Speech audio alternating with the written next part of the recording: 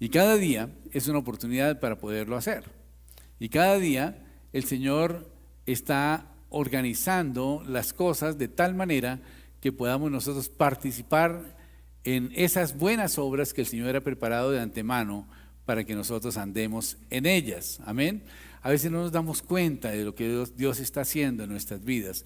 A veces no nos damos cuenta cómo el Señor nos está guardando, cómo el Señor nos está protegiendo, cómo el Señor está organizando su ajedrez de tal manera que nosotros podamos participar en esa buena obra que Dios tiene preparada, que Dios ha preparado para que nosotros andemos en ellas.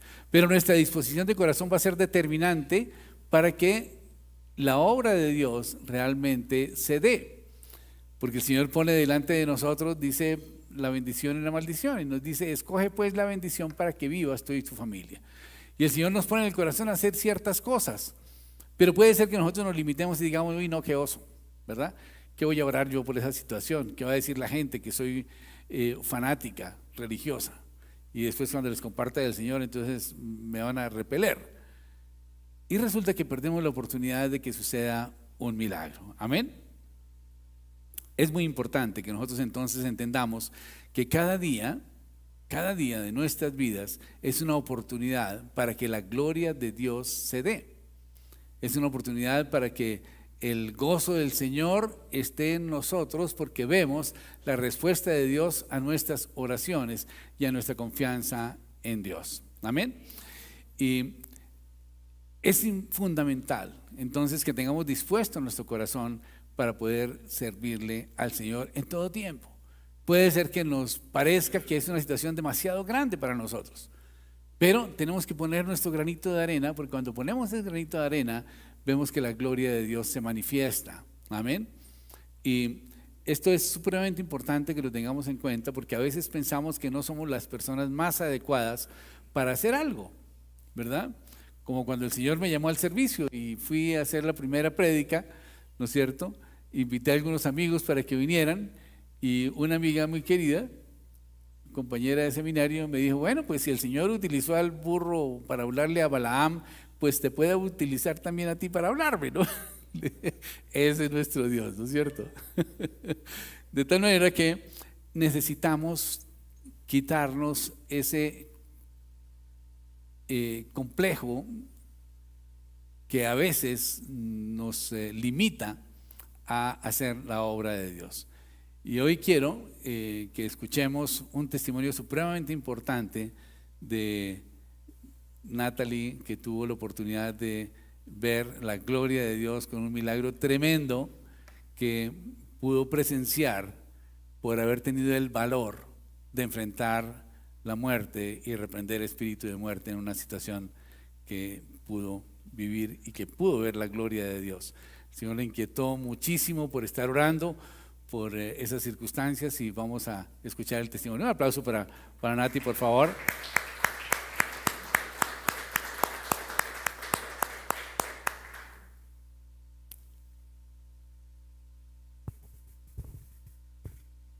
Hola, buenos días. Bueno, no sé si recuerdan. ¿Cómo están? No sé si recuerdan lo que había pasado con el niño que se ahorcó en Pampayán, con las cositas de la chaqueta, de los hubis, esos. Bueno, no sé si la mayoría de acá sabe, el niño pues se ahorcó, los niños lo encontraron, lo llevaron al hospital. Y lo que quería contar hoy es porque pues mucha gente me ha comentado qué pasó con el niño. El niño le dieron de alta el miércoles, o sea, a los 5 días que él entró en su paro cardiorrespiratorio, él entró, lo entubaron, pues le hicieron de todo, y a los 5 días, gracias a Dios, pues él ya estaba de alta en su casa. Y resulta que mientras que lo estaban alistando para irse a su casa, no sé qué, pues ya alistando la maletica y todo, el niño les cuenta, sin preguntarles nada, porque la mamá cuenta así que no le preguntaron nada, sino que él dice que él estuvo jugando con un gigante de 4.800 años, que estuvo jugando con él, que estuvieron jugando muy chévere, y que él le decía que él era el jefe del mundo, que él cuidaba a su familia y que cuidaba de él también y que él tenía un mensaje muy importante para todos.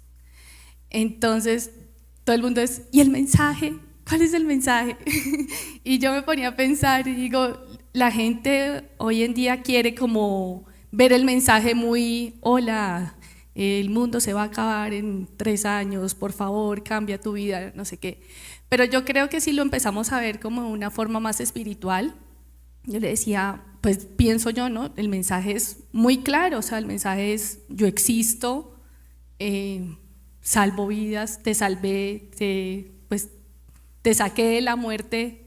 ¿Qué más quieren ver? ¿Sí? Porque todo el mundo espera, es como el mensaje de Dios, diles por favor a la humanidad que están haciendo mal, que no sé qué. Y yo creo que todas ese mensaje tan lindo que Él manda es que oremos, que nos apeguemos a Él, que sepamos que en realidad Él existe, porque para muchas personas, o sea, por lo menos, pues como el colegio de mi hijo es español, con las personas que estábamos ahí son españolas y ellos son muy apáticos al tema. Ninguno cree, o sea, son ateos totalmente, y yo les decía, bueno, ahí está la prueba para que empiece a creer en Dios y empiece a orar por su vida y a orar por sus hijos y a orar por todo. Entonces pues nada, quería contarles eso. El niño se salvó, el niño está bien, gracias a Dios, ya está en su casa, pues a los 5 días, y nada, y pues estamos mirando a ver cómo hacemos para conocer a la familia. Pues para que venga acá y nos cuente pues el testimonio, porque me imagino que habrán muchas más cosas pues que no sabemos, y ya pues quería comentarles eso para que todos supieran el desenlace tan bonito que ese accidente tuvo. Gloria a Dios. Pero hay mucha gente que no conoce la historia. No. ¿Historia? ¿Tú no? Ay, no. No, en resumido es que nosotros nos fuimos con unos compañeros del colegio del niño a Pampayá, y resulta que cuando nuestros hijos salieron, o sea, nuestros compañeritos salieron, llegó otra familia al parque. Ese es un parque que digamos que le brinda a uno mucha tranquilidad porque ellos están ahí y uno los ve, pero ese tiene una espiral de como los toboganes de McDonald's, que son tapados, pues que no se ve. Entonces pues uno de papá, uno está comiendo acá, pero uno sabe que él está allá. Y resulta que cuando mi hijo y sus compañeros entraron al parque, una niña, Emma, notó que el tobogán estaba mojado. Entonces ella le dijo a mi hijo, le dijo, Pendas, el tobogán está mojado y hay una cuerda muy larga. Entonces cuando ellos miraron, había una cuerda y ellos empezaron a jalar la cuerda, o sea, porque ya tenemos más construida la historia, porque ya los niños han ido contando mejor, porque ya se les ha pasado como el trauma y todo eso. Entonces ellos empezaron a jalar la cuerda y cuando se dieron cuenta había un niño con la cuerda ahorcada acá en su cuello. Entonces Emma le quitó la cosita del cuello y entre Emilio lo empezaron a bajar hasta la piscina de pelotas para pedir ayuda. Cuando el niño cayó ahí a la piscina de pelotas, pues Emilio empezó a gritar, auxilio, mamá, no sé qué, hay un niño acá. Yo lo miré y entonces pues tantas cosas que uno piensa, que a uno le dicen como no hay que coger a las personas porque de pronto se esnucan o alguna cosa así, después el problema es para uno. Entonces yo como que acá hay un niño, y llegó la mamá y dijo, ese es mi hijo Luca, y ella como pudo se metió en una cosita chiquita, porque esos parques son hechos para ellos, pues para su cuerpo. Como yo estaba ahí, ella lo cogió, me lo pasó y yo lo tuve así en mis brazos, pero cuando yo lo alcé, el niño estaba muerto. El niño estaba blanco, con su lengua por fuera, morado. Yo pensé que estaba convulsionando. Se había orinado. Exacto, yo pensé que estaba convulsionando, pero yo decía, ¿por qué él no se mueve? O sea, no tambalea ni nada. Entonces ya me puse como a palparle y dije, este niño está orinado. Le dije a la mamá, él está orinado, esto es grave porque descontroló esfínteres, o sea. Entonces la mamá toda, ¿y qué se hace? Y yo, no, pues yo creo que toca hacerle reanimación, pero todo lo que les cuento es en medio de gritos, caos, o sea, shock. Y ella me hizo la seña como, bueno, dale. Y yo no sé hacer eso. No, en serio fueron momentos muy angustiantes, horribles. Gracias a Dios había una médica ahí, ella le empezó a hacer pues la reanimación y el niño el niño no respondía para nada. Yo estaba con Emi porque Emi es muy nervioso, pues claro, ya los niños al darse cuenta que los papás que no responden, que está muerto, que no sé qué, pues ellos se empezaron a alterar y Emi es muy nervioso, yo me quedé con él, pero lo que les contaba ese día, porque eso fue a los 2 días que yo me paré acá a contarles, yo me fui a orar por él, pero lo que yo le contaba a mi tío es como uno quiere orar de la manera en que uno ora acá cuando no hay ninguna necesidad, ¿sí me entiendes? O sea, como que reprende uno espíritus y a mí no me salía nada, a mí lo único que me salía era reprendo en el nombre de Jesús todo espíritu de muerte, Luca tú vas a vivir, mentiroso Satanás, o sea, eso era, las 3 palabras que me salían era eso, mentiroso Satanás, Lucas tú eres para vivir, Lucas lucha por tu vida, eso era lo único que yo decía. Ya después me quité y el niño se lo llevaron y el niño se fue vivo porque la señora lo logró reanimar y bueno, y él estuvo malo la primera noche, muy malo. Yo lo cogí muy personal porque pues lo tuve en mis brazos, Emilio estaba ahí, o sea, Emilio, mi esposo me decía, pero ¿por qué sufres tanto? Y yo, no, es que estoy choqueada, o sea, no puedo. Yo llamé a mi tía 5 veces, oramos con mi tía durante toda la noche y al otro día, pues nada, el niño reservado, todo. Yo hablé con un médico familiar nuestro y él me decía, Nati, la verdad lo mejor es que el niño se muera. O sea, él estuvo muerto, quién sabe cuánto tiempo, no le llegó pues oxígeno y sus hormonas, pues hormonas no, sino neuronas se murieron, muchas. Entonces yo creo que lo más probable es que él se vaya a despertar siendo un vegetal o algo así. Y él colgó y yo le decía, yo pensaba, no, pero en la Biblia dice que Lázaro estuvo muerto 3 días y en ningún lado dice que él se despertó bobo ni nada. Y yo, no, eso no. Y yo, en serio, yo ese día me puse a orar por él, ayuné por él, todo. Y bueno, las circunstancias fue que finalmente resultó siendo el hijo del mejor amigo de un compañero mío, al otro día me enteré, entonces ya la comunicación pues era mucho más directa y el neurólogo ese día por la noche a las 24 horas de que él había tenido su accidente, sale y le dice a la familia como, acá hay un milagro hecho porque el daño cerebral de Lucas es mínimo, o sea, no nos explicamos cómo, pero igual toca esperar a que se despierte. O sea, lo que dice pues los exámenes es que el daño es muy chiquito, para todo lo que le pasó es muy chiquito, pero toca esperar a que él se despierte. Lo más probable es que te toque aprender a caminar otra vez, a hablar, o sea, eran como cosas mínimas, pero se sabía que tocaba volverlo. Y cuando ya despertaron a Luca perfecto, Luca caminó, habló, contó todo. Él se acuerda, dicen que él se acuerda de todo, no sé si, pues se acuerda por ejemplo que estuvo jugando con el gigante, que todas estas cosas.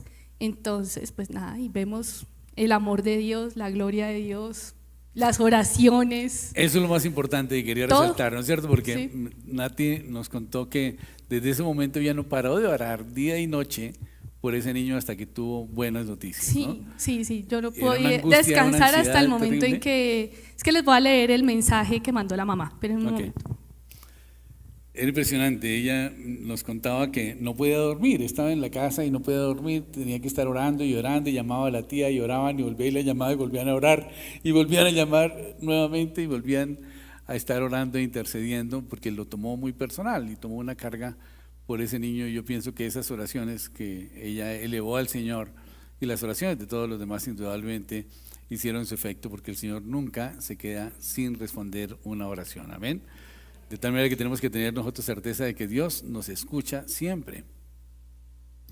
Dice, el miércoles tuvo su accidente el viernes y dice: han sido muchos los mensajes de amor que hemos recibido y por todo lo sucedido también nos ha quedado difícil contestarles a todos.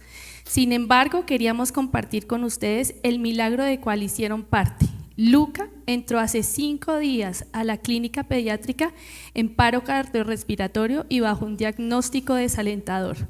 Una vez entubado en la UCI, los médicos no tenían pronósticos certeros y nos preparaban para un mal camino o para días eternos en la clínica. Fueron momentos realmente angustiantes, pero podemos decir que a pesar de ser uno de los momentos más difíciles para nosotros como familia, fue hermoso ver cómo Dios nos unía en una sola oración. Fueron muchas las personas y todas sus oraciones quienes en conjunto con un excelente equipo médico lograron lo que dudábamos pudiera pasar, era volver a tener a nuestro hijo Luca en tiempo récord y en perfectas condiciones. En perfectas condiciones de salud, de vuelta a la casa, pero así fue. Luca es un testimonio de vida y de nuestra fe, y gracias a Dios por todo. Infinitas gracias a todos ustedes y sus oraciones. Y mandan la foto de Luca. Acá está Luca. Ajá, ay, qué lindo. ¿Ya? Entonces, Luca está bien. Gracias, en serio, porque sabemos que mucha gente estuvo orando por él. Muchas gracias, Nati, muy amable, gracias. Bueno, ¿y esto qué significa? Significa que si nosotros estamos dispuestos a servirle al Señor en todo tiempo, el Señor puede obrar un milagro. Imagínense ustedes si la actitud de ella hubiera sido: ay no, el niño se murió, llamemos a una funeraria, ¿no? Seguramente hubiera sido muy diferente, ¿no? Pero el hecho de empezar a pararse en la brecha y empezar a reprender espíritu de muerte, aunque ella haya sido lo único que hizo, ¿no? La única oración que le salió, porque es guiada por el Espíritu Santo, era lo que tocaba hacer. Tocaba reprender espíritu de muerte para que la muerte no se enseñoreara del niño en ese momento y volviera a la vida. Y si no sucede eso, ¿qué hubiera pasado? Seguramente les toma ventaja y ya no hay nada que hacer.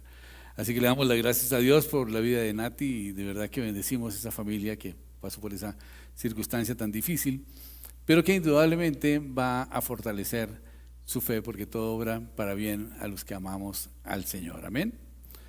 Y es muy importante entonces que nosotros estemos orando siempre, y nuestra actitud de oración tiene que ser esa, ¿no? De buscar la gloria de Dios, no buscar propósitos personales. Muchas veces hablábamos de que no se trata de hacer oraciones egoístas, sino al contrario, de tratar de servir a los demás y de cumplir el propósito de Dios para nuestra vida. Pero necesitamos orar, necesitamos saber cuál es el propósito de Dios que Dios tiene con nuestras vidas. Y hoy el tema que quiero que miremos es sobre el fruto que nosotros tenemos que dar siempre. Siempre tenemos que dar fruto, porque cada uno de nosotros indudablemente hemos sido plantados en Cristo Jesús, hemos sido engendrados de nuevo y hemos tenido una nueva vida. Y dice en la Biblia que tenemos que llevar fruto y tenemos que hacer que ese fruto permanezca. Y cuando nosotros estamos estudiando la Biblia, tenemos que tener en cuenta bien ese estudio bíblico para saber orientarnos dentro del contexto que estamos leyendo.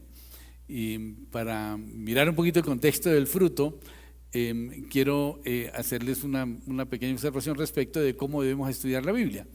Y primero que todo tenemos que, pues indudablemente hay muchos métodos de estudio bíblico, lo vemos en los seminarios, pero finalmente el estudio bíblico se reduce a 4 actitudes que tenemos que tener, 4 acciones que tenemos que hacer con relación al texto que estamos mirando. Y es primero observar qué es lo que dice el texto, qué es lo que dice, ¿no es cierto? Textualmente, ¿qué dice?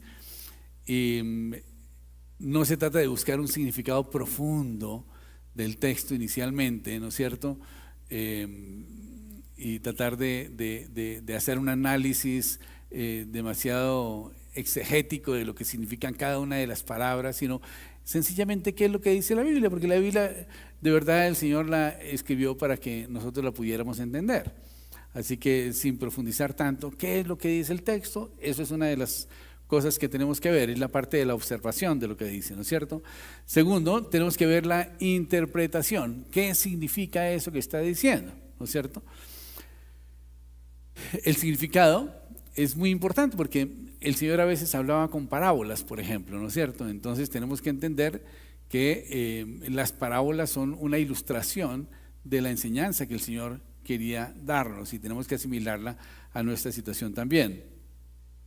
Por otro lado, hay algunos textos bíblicos que a veces no son muy claros, entonces tenemos que buscar que la Biblia nos enseñe qué es lo que dice ese versículo, buscando la correlación, buscando la concordancia. Hay otros textos bíblicos que hablan del mismo tema y que pues nos pueden dar mayor claridad, de tal manera que la concordancia o la correlación nos muestra exactamente más claro el significado de un versículo, porque la Biblia se explica por sí misma.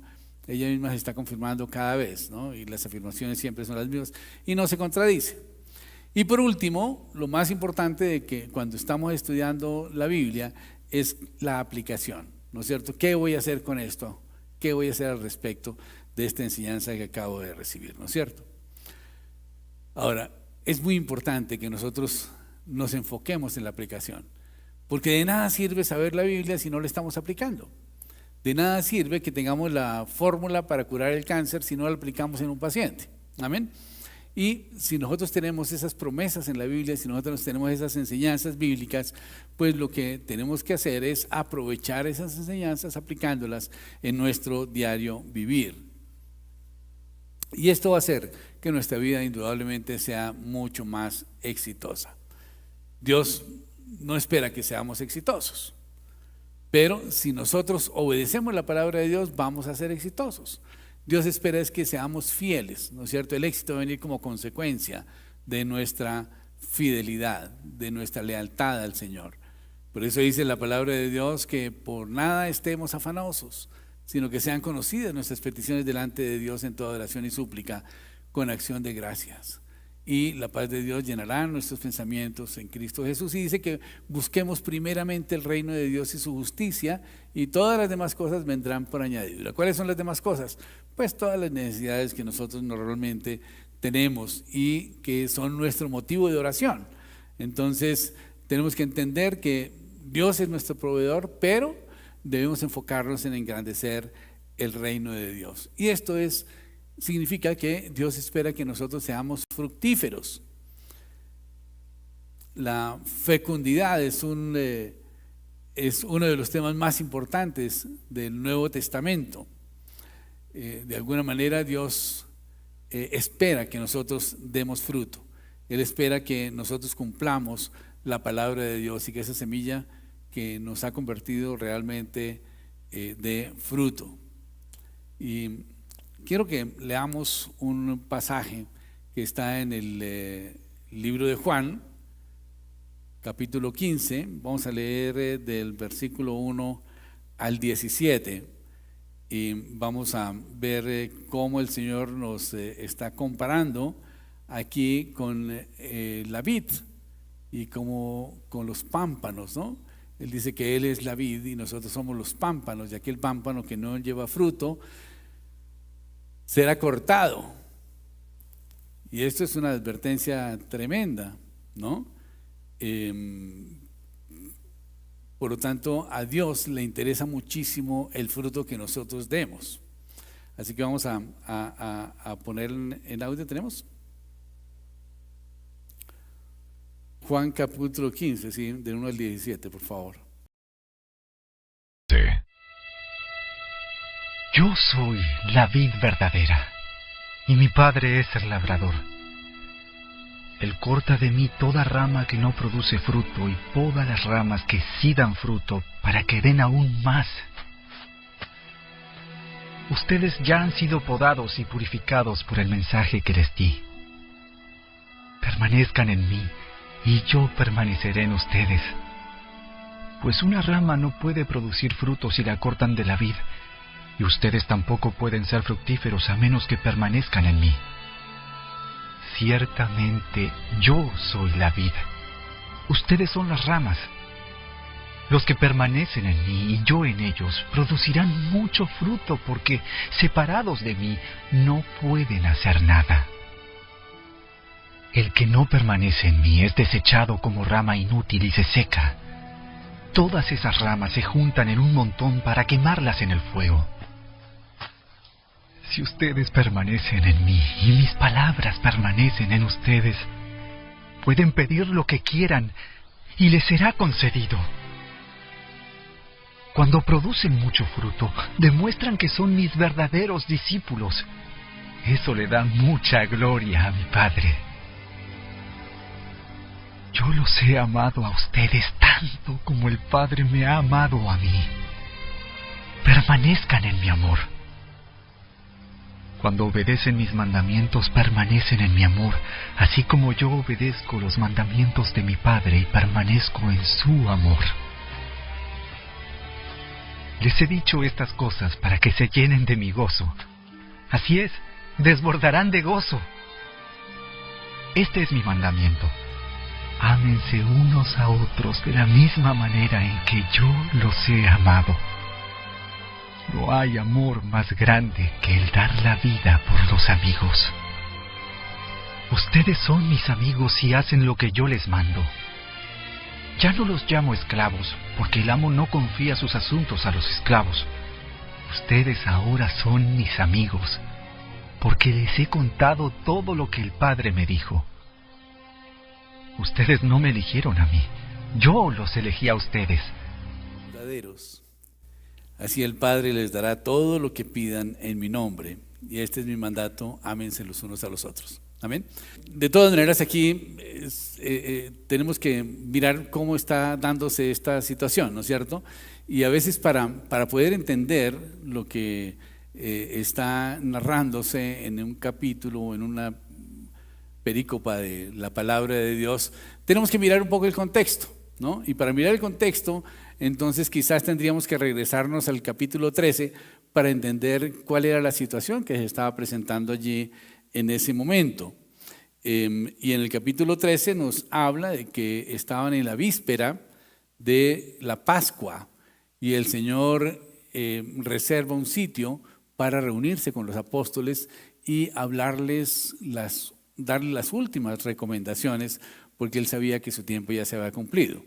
En otras palabras, Jesús organizó la famosa Santa Cena, que nosotros reconocemos como el último acto que hizo Jesús con los discípulos en la última capacitación, digamos, donde compartió el pan y el vino y donde les dio las últimas enseñanzas. Él sabía que iba a morir y tuvo una cena larga y una gran cantidad de enseñanzas que están descritas desde el capítulo 13 hasta el capítulo 17. O sea, 13, 14, 15, 16, 17, son 5 capítulos del Evangelio de Juan que describen el contenido de todo lo que se habló en esa cena, ¿no? Y entonces él empieza a hablarles, diciéndoles que ya él va a partir, etcétera, y los reúne para darles las últimas instrucciones. Entonces, imagínense ustedes alguien que, por ejemplo, está condenado a muerte, ¿verdad? Y reúne a su familia o a sus discípulos y empieza a darle las últimas instrucciones o empieza a darle las últimas recomendaciones de vida para poder desarrollar su familia, su ministerio, su empresa, lo que sea. Y es lo que hizo Jesús en esa oportunidad. Y después de darle una gran cantidad de enseñanzas, ya había salido Judas Iscariote, y él dice, bueno, ya vámonos de aquí porque ya el enemigo está cerca. Y salieron del aposento alto, del cenáculo, y empezaron a caminar hacia Getsemaní. Y caminando hacia Getsemaní, él va por en medio de las vides de Jerusalén, y él siempre tenía la oportunidad y aprovechaba la oportunidad de ilustrar todas las cosas que él estaba enseñando. Y empezó a hablar de la vid. Y es cuando él dice, yo soy la vid y vosotros sois los pámpanos. Dice que el que permanece en mí y yo permanezco en él, este dará fruto y vuestro fruto permanecerá. ¿No es cierto? Porque separados de mí nada podéis hacer. Entonces él les da la ilustración diciéndoles, tienen que permanecer en mí y yo voy a estar en ustedes. Y si esto sucede, ustedes van a dar fruto.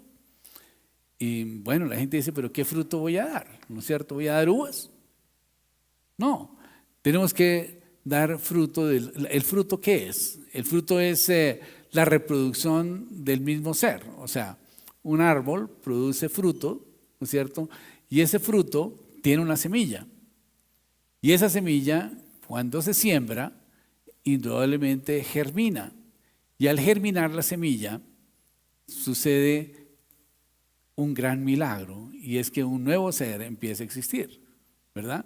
De alguna manera, todo el potencial de vida está en la semilla. Y Él quiere que nosotros empecemos a generar fruto y que demos mucho fruto. Un árbol da frutos, pero no da un solo fruto, da muchos frutos, ¿verdad? Y cada semilla, cada fruto tiene varias semillas, de tal manera que Él está haciendo una ilustración para que cada uno de los discípulos empiece a multiplicarse. Que cada uno tiene la responsabilidad de multiplicarse en otras personas como ellos. La semilla siempre produce una planta similar al árbol que la dio, ¿verdad? Esto es una réplica que se va dando, y el Señor quiere que cada uno de nosotros nos multipliquemos. Pero también nos hace una advertencia muy fuerte y dice que aquella rama que no dé fruto, es cortada y echada al fuego. Es inútil, se seca. Y con esto no quiero decir que vamos a perder la salvación, pero no quiero entrar en esos detalles. Solamente la advertencia es muy fuerte de parte del Señor y nos motiva a que seamos pámpanos que den fruto y que llevemos mucho fruto. Y no solamente nos da esa instrucción, sino que además el Señor siempre es muy generoso y nos dice que todo lo que pidamos al Padre, entonces Él nos lo va a dar. De tal manera que el dar fruto va a implicar que nosotros vamos a poder tener una oración muchísimo más poderosa y el Señor va a garantizar respuestas a nuestras oraciones. De tal manera que cuando estamos analizando un texto, tenemos que analizar toda la parte histórica, las circunstancias que estaban en ese tiempo. Tenemos que mirar, por ejemplo, como en este caso, primero estaban en el aposento alto, en el cenáculo, luego ellos salieron del cenáculo, es cuando viene la explicación de la vid, porque seguramente van pasando por los viñedos camino a Getsemaní, ¿no es cierto? Ahora, tenemos que analizar quién está hablando y por qué está hablando y qué es lo que está diciéndole a la gente de aquel tiempo, ¿no es cierto? Porque algunas cosas ya no pudieran ser aplicables a nuestra vida. Por ejemplo, hay un texto bíblico que nos habla de que el amigo del esposo se goza en las bodas del esposo. Y uno dice, bueno, pues sí, claro, todos nos gozamos de que los amigos se casen. Pero aquí tiene una connotación especial y es que el amigo tenía que cumplir una función de hacer los trámites ante la familia de la novia para ver si el novio era aceptado o no, si podía hacerse había oportunidad pues, de que este muchacho fuera aceptado en la familia. De tal manera que cuando él era aceptado en la familia y finalmente se hacían las bodas y todo lo demás, el amigo estaba gozoso de que había cumplido su misión. Entonces es muy importante que nosotros analicemos cuando estamos mirando un texto bíblico qué es lo que significa para esa gente a quien les estaba hablando en ese momento. La ilustración es algo muy importante, ¿no es cierto? Tenemos que mirar también el contexto histórico, las costumbres de la época, porque pues algunas veces hay explicaciones que no son aplicables a nuestro tiempo, ¿no es cierto? No son aplicables a nuestra forma de vida de hoy y tendríamos que profundizar un poquito en el conocimiento de las costumbres de aquella época para que podamos entender un poco mejor lo que el Señor quiere decir. Pero básicamente mirar el contexto, ¿no es cierto? Mirar el contexto de lo que está hablando, porque el Señor está hablando aquí de que debemos dar fruto. Y esto lo hace en un momento en donde Él ya está a puertas de ser entregado en manos de los romanos para ser crucificado. De tal manera que como que es la enseñanza más importante que el Señor les da a sus discípulos, y esa enseñanza es que tienen que dar fruto. Y les da una promesa, les dice 3 veces, y todo lo que pidan al Padre en mi nombre, Él os lo dará. Y lo repite 3 veces en el mismo capítulo, de tal manera que el Señor nos da también la encomienda de que nosotros demos fruto. Y no se trata solamente del fruto del Espíritu Santo, porque ahí es el fruto del Espíritu Santo, no es el fruto mío, ¿verdad? No es el fruto de labios de alabanza al Señor. es que cada uno de nosotros tenemos que producir semillas de vida que se reproducen en otras personas y que hacen que esas personas puedan ser transformadas y puedan ser sus vidas también transformadas por la palabra de Dios, se conviertan en verdaderos discípulos de Cristo. De tal manera que este tema del fruto es inherente a nosotros los cristianos. Dice en la palabra de Dios que si nosotros damos fruto y nuestro fruto permanece, seremos verdaderamente sus discípulos. Y cuando nosotros somos discípulos de Cristo, definitivamente el Señor va a contestar todas nuestras oraciones y todo lo que le pidamos al Padre, en el nombre de Jesús, Él nos lo va a dar. De tal manera que nuestras oraciones van a tener mucho poder, van a tener mucha respuesta y va a ser la forma en que nosotros demostramos a Dios que amamos a los demás. Porque es otra de las enseñanzas que da en este capítulo, ¿no? Dice que tenemos que amarnos los unos a los otros porque en eso conocerán que somos discípulos de Cristo. De tal manera que la misión que nosotros tenemos en nuestra vida no solamente es tener una transformación de vida a nivel espiritual, de tal manera que podamos vivir acorde con la voluntad de Dios.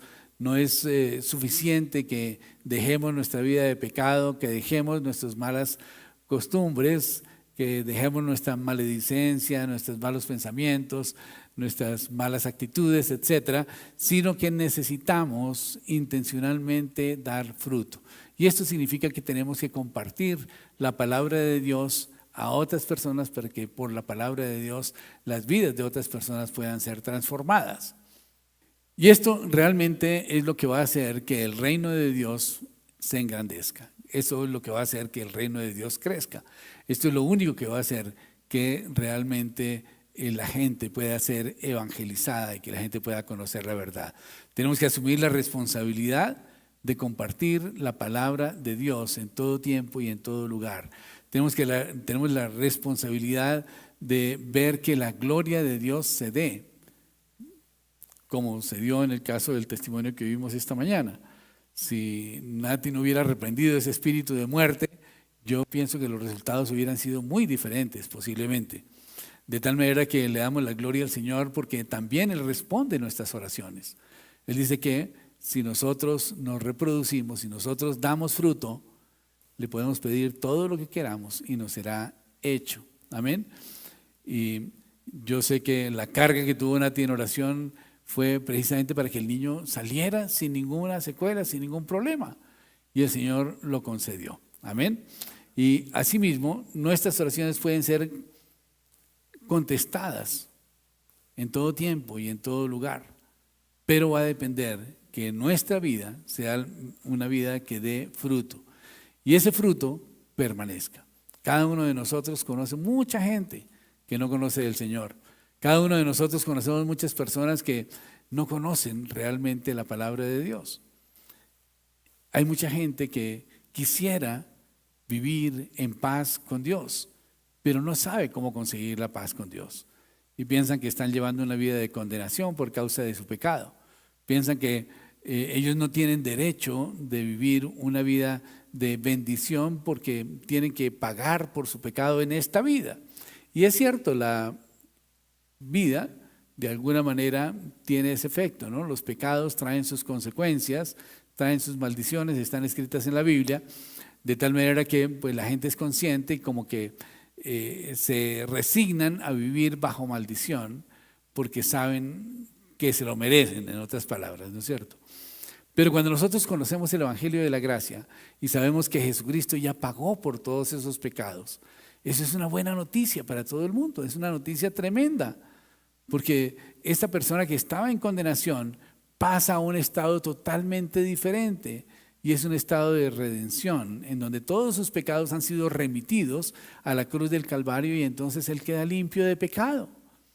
Y el quedar limpio de pecado es quitarse toda una carga de las consecuencias de pecado que ha estado acumulando durante toda su vida. Y esto indudablemente implica una transformación de vida. Implica que además el Espíritu Santo de Dios puede empezar a morar en su vida y empezar a generar cambios de conducta, cambios de prioridades, cambio de emociones, cambio de sentimientos. Va a haber una transformación real en la vida de la persona de tal manera que va a poder llevar una vida agradable a los ojos de Dios y de bendición para sí mismo, para su familia y también para la sociedad. Pero necesitamos dar fruto. Yo soy la vid, dice el Señor. Y si Él es la vid y nosotros somos los pámpanos, tenemos que estar ahí pegados a Él. Porque cuando nos separamos de Él, nos secamos y ya no podemos dar fruto. Y lo que queda de nosotros simplemente va a ser quizás combustible para hacer una hoguera, nada más. De tal manera que necesitamos enfocarnos en dar fruto. Necesitamos enfocarnos en reproducirnos, en compartir el mensaje de salvación de Jesucristo, en esa persona que el Señor pone cerca de nosotros, en nuestro trabajo, o el vecino, o el amigo, o el familiar, y tenemos que empezar a involucrarnos un poco en su vida y en su problemática. No con el propósito de chismear, ¿no? Decir, bueno, ¿cuál es su problema, hermano? Porque oremos por él, lo que quiere es chismear nada más. No, necesitamos involucrarnos un poco para que ellos aprendan a orar y que aprendan a utilizar las herramientas que Dios nos ha dado para poder salir de esas circunstancias adversas. El Señor no quiere que nosotros vivamos una vida de sufrimiento, de angustia, de desesperación. Ese no es el plan de Dios. Nosotros nos metemos en esos problemas, nosotros nos metemos voluntariamente en esas situaciones que de alguna manera afectan nuestra paz, nuestra tranquilidad. Y cuando conocemos la palabra de Dios, pues tenemos que pedirle perdón a Dios y empezar a rectificar y empezar a buscar la guía de Dios para que el Señor nos saque de esas situaciones. Pero tenemos las herramientas que Dios nos dio a través de su palabra. Y cuando nosotros empezamos a usar esas herramientas, vemos cómo la situación va cambiando, como pasó con el testimonio que vimos hoy. Después de haber tenido un niño prácticamente muerto, gracias a Dios por la intervención de la médico y por las oraciones de Nati, el niño revivió, pero llegó con paro cardiorrespiratorio a la clínica, con un diagnóstico reservado. Y no se esperaban cosas buenas realmente. Pero el Señor es un Dios de imposibles. El Señor transforma las circunstancias. El Señor nos dio las herramientas para que nosotros pudiéramos generar vida, dice la palabra. De tal manera que cuando aplicamos la palabra de Dios es vida y vemos el fruto ahí. Cuando nosotros dejamos el temor, dejamos el miedo y empezamos a dejarnos usar por Dios. El Señor le puso en el corazón de Nati orar durante 5 días, día y noche, por la salud de este niño, para que no saliera, no quedara con ninguna secuela ese bebé. Y el Señor le concedió.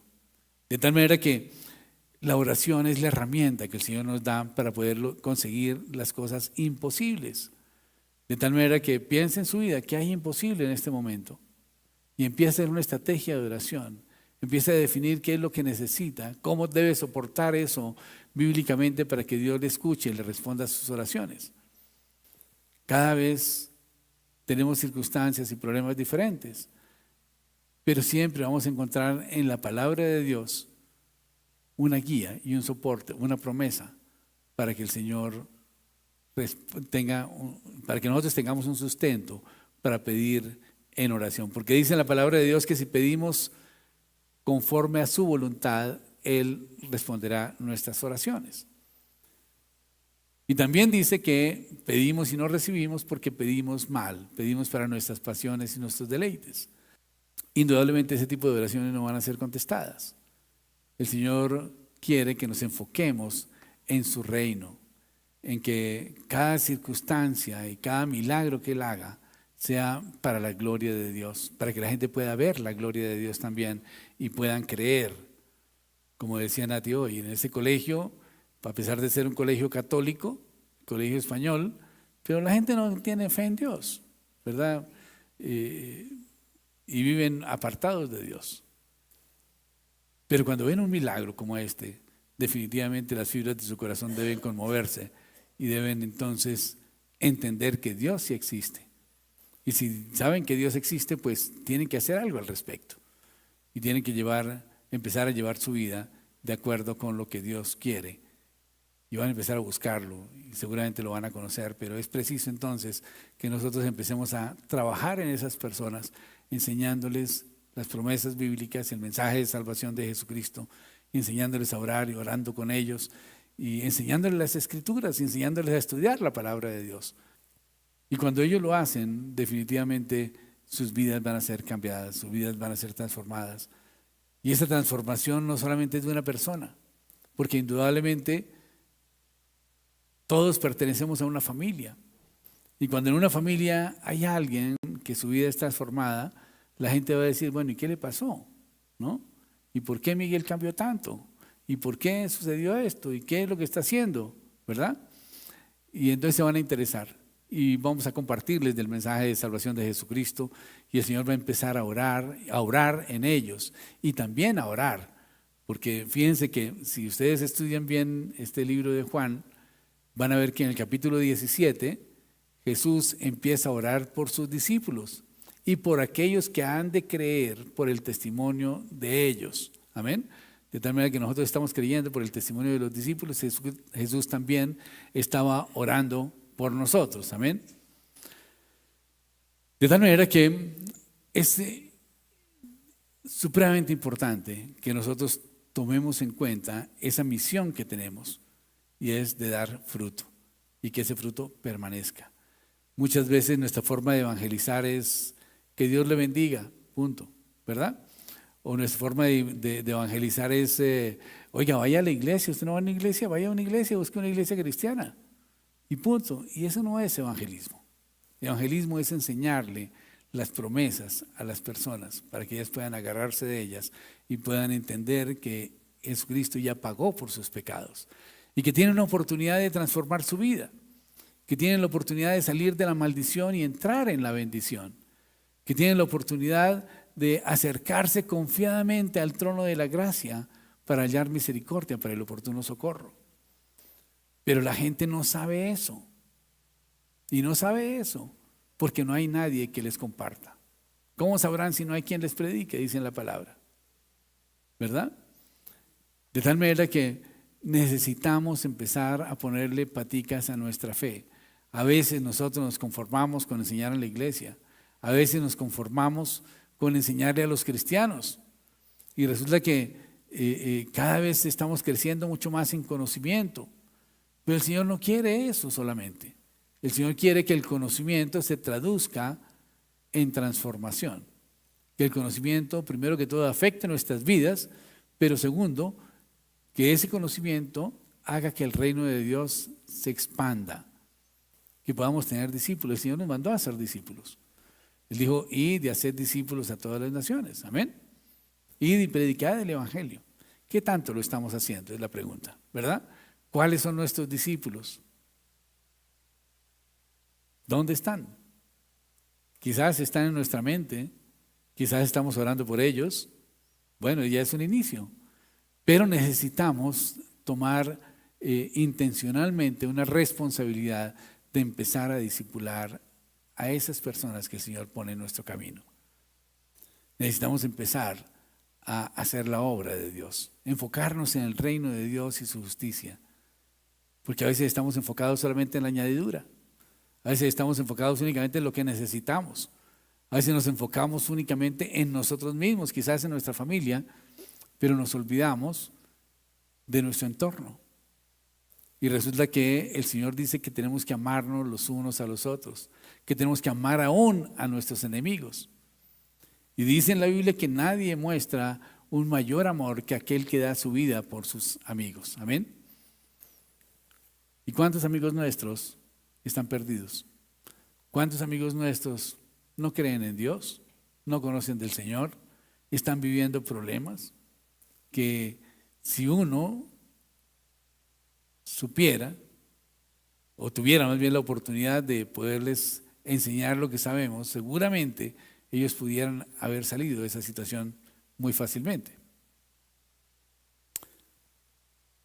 Cada vez que tenemos la oportunidad de hablar con alguien, no debemos desperdiciarla para poder proclamar el reino de Dios, para poder proclamar el mensaje de salvación de Jesucristo. Cada vez que nosotros nos encontramos con alguna persona, no debemos desperdiciar la oportunidad de poderle compartir la palabra de Dios.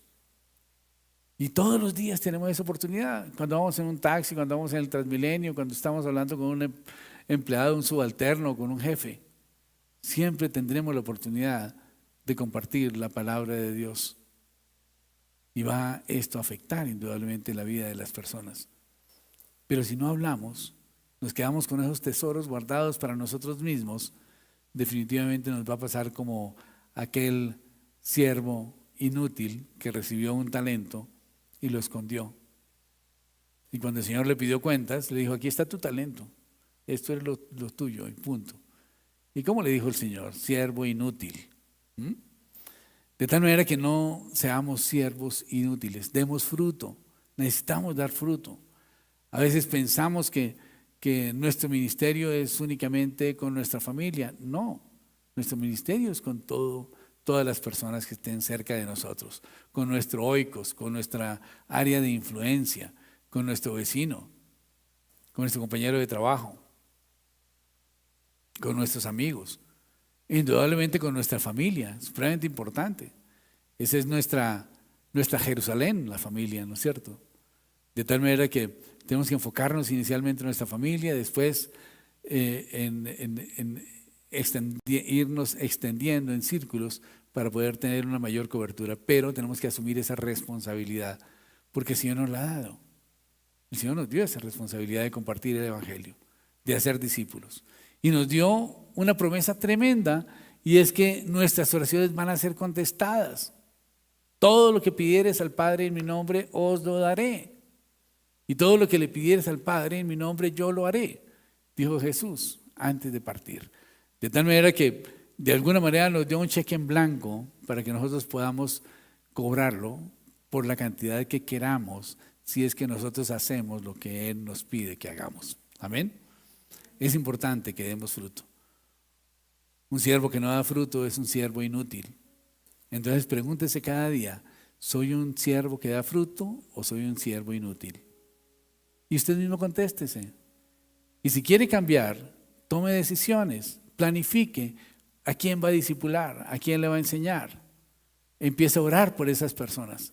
Empiece a compartir la palabra de Dios a esas personas. Llámelos por teléfono, pregúnteles cómo están, cómo van con el problema. ¿Ya lo solucionaron? ¿Qué pasó con ese problema de salud? Estamos orando por ti, ¿verdad? Ore con ellos. Llámelo, diga: mira, es que tengo carga por ti, quisiera orar por ti, por la situación que me comentaste el otro día. Y oran por teléfono 5 minutos. Mire, eso realmente va a impactar el corazón de la gente y va a cambiar las circunstancias. Y ellos van a ver el resultado de la oración y van a darse cuenta que realmente Dios sí existe. Hay algunas personas que saben que Dios existe, pero no se atreven a pedirle nada. Aún muchos cristianos, porque piensan que es suficiente con todo lo que Dios les ha dado. Algunas personas piensan que Dios no les va a escuchar. No, yo que voy a orarle a Dios si yo vivo una vida de pecado, soy mentiroso, tramposo, etcétera. ¿Qué voy a ir en oración a decirle al Señor qué? Eso es hacerle morcillas al diablo, me dijo una vez un tipo. Y yo le dije: no, pues primero que todo pídale perdón al Señor por esas situaciones que usted reconoce, por esos errores que ha cometido, por esos pecados que usted sabe que están en su vida. Y si usted le pide perdón a Dios, Dios es fiel y justo para perdonarlo y limpiarlo de toda maldad. Y me dijo: ¿cómo así? ¿Cuál maldad? Pues la maldad es eso que queda en su corazón de querer repetir siempre ese pecado. Usted comete el pecado una vez, se siente culpable. La segunda vez como que ya lo maneja. La tercera vez como que ya no le importa, y la cuarta vez lo hace común y corriente. Y esa es la maldad que va quedando en el corazón cuando nosotros cometemos un pecado. Pero si usted confiesa sus pecados, Él es fiel y justo para perdonar nuestros pecados y para limpiarlos de esa tendencia para repetir los pecados. De tal manera que el proceso de transformación empieza cuando usted confiesa su pecado y sabe que es perdonado por Dios. Y créame que Dios está más dispuesto a perdonarle sus pecados que lo dispuesto que usted está de confesarlos. La gente no quiere reconocer los pecados. Y no quiere reconocerlos porque le da vergüenza. Uno me dijo, no, yo para qué le voy a confesar mis pecados a Dios si Él ya lo sabe. Pero el Señor quiere que nosotros confesemos nuestros pecados. Porque esto implica que reconocemos realmente que nosotros le hemos fallado al Señor y que necesitamos de su misericordia, que necesitamos de su favor. Y cuando lo hacemos, vamos a ver la paz de Dios que llega a nuestro corazón. Y vamos a ver que el Señor nos da su Espíritu Santo, porque cuando nosotros hemos confesado nuestros pecados y estamos limpios de pecado, el Señor ya nos puede mandar su Espíritu para que more en nosotros. Y de ahí en adelante, pues indudablemente la paz de Cristo va a estar en nuestro corazón y vamos a poder cambiar nuestra vida. Pero necesitamos conocer esas y enseñar estas claves, digámoslo así, para que la gente pueda transformar su vida y podamos engrandecer el reino de los cielos. Aquel pámpano que no da fruto será cortado y echado al fuego. Yo no quiero ser cortado. ¿Quién de ustedes quiere ser cortado? ¿A quién le gustaría ser más bien una llama de fuego hermosa? ¿Verdad que no? A ninguno de nosotros nos gustaría ser quemados y transformados en llamas. Lo que tenemos que hacer es más bien permitir que la llama del Espíritu Santo de Dios more en nuestro corazón y que con ese fuego del Espíritu podamos engrandecer el reino de los cielos. Vamos, siempre vamos a orar. Padre Celestial, Dios del cielo y de la tierra, te damos gracias, Señor, por tu misericordia, te damos gracias por tu amor, te damos gracias, Dios, porque tú eres el mismo ayer, hoy y por los siglos, Padre Santo. Gracias te damos, Padre Celestial, porque sabemos, Señor, que tú tienes un propósito especial con nuestras vidas, Dios, y quieres que demos fruto, Padre Celestial. Yo te ruego, bendito Dios del cielo, que tú, Señor, seas tocando nuestro corazón, Señor, y colocando, Señor, en nuestro ser tu voluntad, Señor. El querer como el hacer, Padre Santo, para que podamos llevar fruto, Señor. Y te pedimos desde ya, Señor, que ese fruto permanezca, Padre Santo. Para que también todo lo que te pidamos, Señor, tú nos lo des, Padre Santo. Y hoy, Señor, queremos pedirte, Padre Celestial, especialmente, Señor, que coloques en nuestros corazones, Señor, el querer como el hacer tu buena voluntad, de llevar fruto, Señor, de multiplicarnos, Señor. Tú traes en este momento a nuestras mentes, Señor, diferentes personas, Padre Santo, que necesitan conocer del Evangelio, Señor, que necesitan, Padre Celestial, un apoyo espiritual, Padre Santo, que nosotros podemos darles, Señor. Yo te ruego, bendito Dios del cielo, que tú, Señor, seas propiciando las circunstancias, Dios, para que podamos hablarles de ti, Señor, para que podamos orar con ellos, Padre Santo, y que con ellos también podamos estudiar tu palabra, Padre Celestial. Yo te ruego, bendito Dios del cielo, que la gracia tuya nos acompañe, Padre Santo, y que la bendición tuya, Señor, esté en nuestras vidas, Padre Celestial. Te damos gracias, bendito Dios del cielo, por tu misericordia, te damos gracias por tu amor, te damos gracias, Señor, por tu presencia en nuestras vidas, Señor. Ayúdanos, Señor, a permanecer siempre en ti, Señor, para que tú puedas vivir en nosotros, Señor, y que podamos proclamar que con Cristo estamos crucificados, Señor, y que ya no vivimos nosotros, sino que es Cristo el que vive en nosotros. Y que lo que ahora vivimos en la carne, lo vivimos en la fe del Hijo de Dios, el cual me amó y se entregó a sí mismo por mí. Te ruego, bendito Dios del cielo, que tú nos ayudes, Padre Celestial, a ser discípulos, Señor. Coloca tu gracia en nuestras vidas, Señor. Toca los corazones, Señor, de esas personas, Padre Celestial, que has traído a nuestra mente en este momento, Señor, y prepáralos, Padre Santo, para que podamos hablar con ellos, Señor, y que podamos, Señor, compartir, Señor, el Evangelio de la salvación, Padre Santo, para que sus vidas sean cambiadas, sean transformadas, Señor, y que ellos puedan reconocerte a ti, Señor, como su Señor y Salvador personal, Padre Santo, y que puedan, Padre Celestial, entrar en la dimensión espiritual, Señor, que tú quieres que ellos estén, Padre Santo, para bendecirlos, Padre Celestial. Te lo pedimos en el nombre de Cristo Jesús, Dios, y te damos gracias por tu misericordia y gracias por tu amor, Padre Santo. Te damos gracias, bendito Dios del cielo, por esta oportunidad que tú nos das, Señor, de participar de la Santa Cena, Señor. Gracias te damos, Señor, por este pan y por esta copa que representan el cuerpo de Jesucristo, que fue molido por nuestros pecados, Padre Celestial, y la sangre de Jesús, Señor, que fue vertida en la cruz del Calvario, que nos limpia de todo pecado y de toda maldad, Padre Santo. Te alabamos, Dios, te bendecimos y te damos gracias por esta oportunidad que nos das de participar de la Santa.